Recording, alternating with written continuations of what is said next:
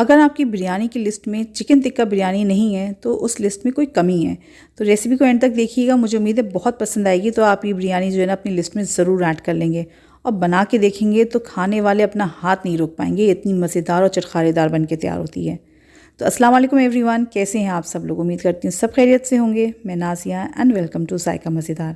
तो चलिए आसान सी और मज़ेदार सी चिकन टिक्का बिरयानी की रेसिपी देख लेते हैं। इसको ट्राई कीजिएगा, मुझे उम्मीद है आप लोग को बहुत पसंद आएगी। बहुत सिंपल से और घर के मसालों के साथ हम ये टिक्का बनाने जा रहे हैं। तो देखिए चिकन ले लिया था मैंने, ये 1 किलो के करीब है। इसको अच्छे से वॉश करके छन्नी में डाल दिया था ताकि इसका एक्स्ट्रा पानी निकल जाए।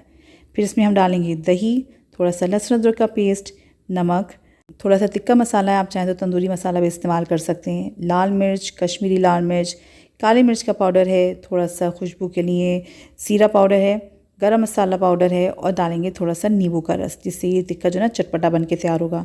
फूड कलर डाल रही हूँ, ऑप्शनल है, आप चाहें तो इसको स्किप कर सकते हैं। इन सारे मसालों को दही को चिकन के साथ अच्छे से हम मिक्स करेंगे और इसको मैंने तकरीबन 2 घंटे के लिए मैरिनेट किया था। आप चाहें तो आधा घंटा मैरिनेट कर लें, मगर चिकन जितना ज़्यादा मैरिनेट होगा ना उतनी ही ज़्यादा फ्लेवरफुल बन के तैयार होता है। तो देखिए अच्छे से मसाला लग गया है। मैं इसको ढक के रख दूँगी क्योंकि अब मौसम अब इतना गर्म नहीं है, तो मैंने इसको काउंटर टॉप पे ही छोड़ दिया था, वरना आप इसको फ्रिज में भी रख सकते हैं। 2 घंटे बाद अब हम चिकन को कुक कर लेंगे। आप चाहें तो इसको बारबेक्यू भी कर सकते हैं, मैं इसको पैन में फ्राई कर रही हूँ। तो बस 2 से 3 टेबल स्पून के करीब मैंने तेल डाला है कढ़ाई के अंदर और सारे चिकन के पीसेस को सेट कर दिया है। अच्छा, जितना हो सके चिकन के ऊपर से उसका मसाला हटा दीजिएगा, क्योंकि हमने चिकन का ये टिक्का बनाना है, उस मसाले का कोई काम नहीं है, वो सिर्फ जल जाएगा। सेट करने के बाद ना आपने इसको टच नहीं करना है, मीडियम फ्लेम पे इसको ना 4 से 5 मिनट के लिए पकने दें। इस तरीके से चिकन पे कलर आना शुरू हो जाएगा और जो है ना फिर हम इसके साइड्स को चेंज कर देंगे और दूसरे साइड पे भी आपने इसको ऐसे ही मीडियम फ्लेम पे 4 से 5 मिनट के लिए और पकाना है। तो यहाँ तकरीबन जो है ना देखिए टोटल 10 मिनट हो चुके थे चिकन को पकते हुए। तो अच्छा सा इस पर कलर आना शुरू हो चुका है और चिकन से जो पानी रिलीज़ हुआ है ना, हमने चिकन को उसी में गला लेना है। तो फ्लेम को लो करके इसको ढक के पकाएंगे तकरीबन 10 मिनट के लिए और बीच बीच में 1 से 2 बार चम्मच चला लीजिएगा ताकि चिकन जो है ना इवनली गल जाए। और आप देख सकते हैं ना कितना पानी निकला है, क्योंकि दही डाला था, चिकन से भी पानी निकलता है, तो अलग से पानी डालने की ज़रूरत नहीं है।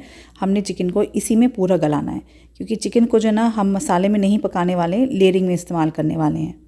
तो देखिए ऑलमोस्ट जो है ना 15 मिनट से ऊपर हो चुके थे चिकन को पकते हुए, ये अच्छे से गल चुका है। 15 मिनट जो मैं आपको टाइम बता रही हूँ वो हल्की आंच पे बता रही हूँ।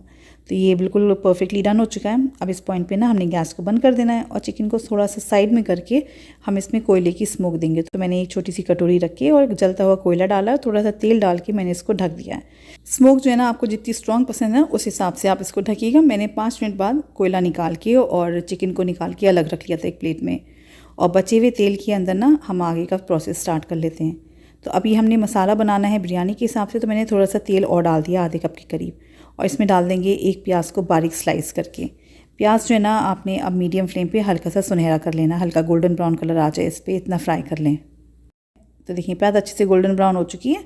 अब इसमें डाल देंगे लहसुन अदरक का पेस्ट और इसको भी ना 30 to 40 सेकेंड्स के लिए फ्राई कर लेंगे, और इस तरीके से प्याज का कलर और ज़्यादा डार्क नहीं होगा। और जब लहसुन अदरक अच्छे से भुन गया है, फिर मैंने इसमें टमाटर का पेस्ट डाला है।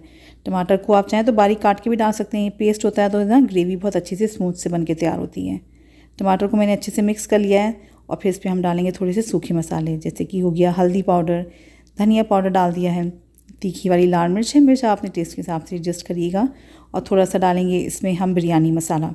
इन सारी चीज़ों को मिक्स करके अब हमने अच्छे से इसको भूनना है, इतना भूनने की टमाटर का जो कच्चा टेस्ट होता है ना वो ख़त्म हो जाए और तेल अच्छे से सेपरेट हो जाए।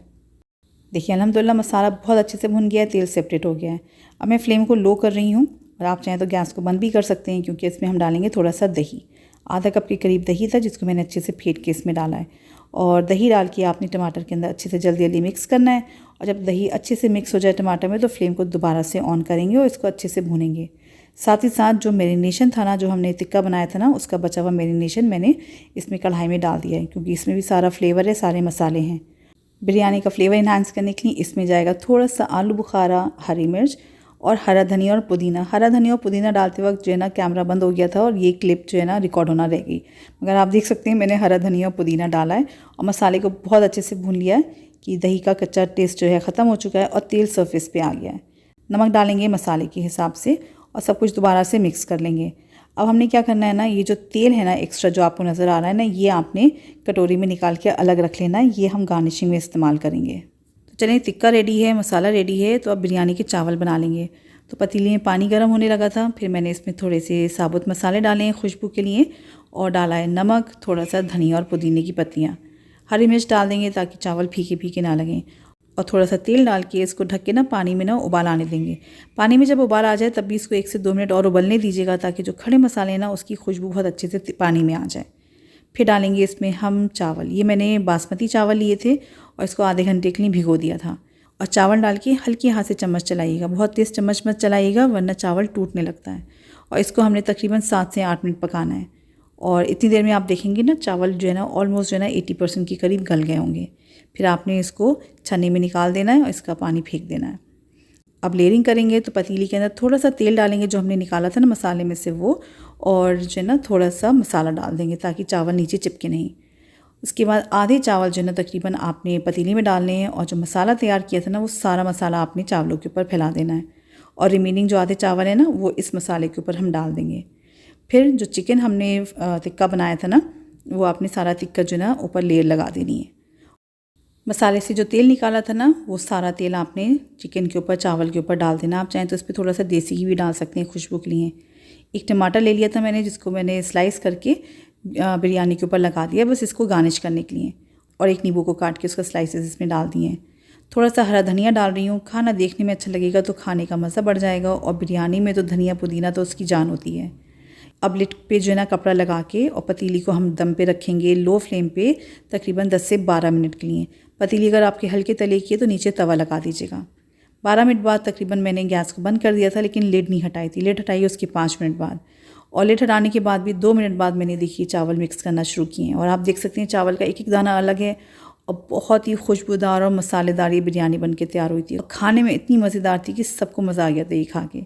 तो ट्राई कीजिएगा ये रेसिपी, मुझे उम्मीद है आप लोग को बहुत पसंद आएगी।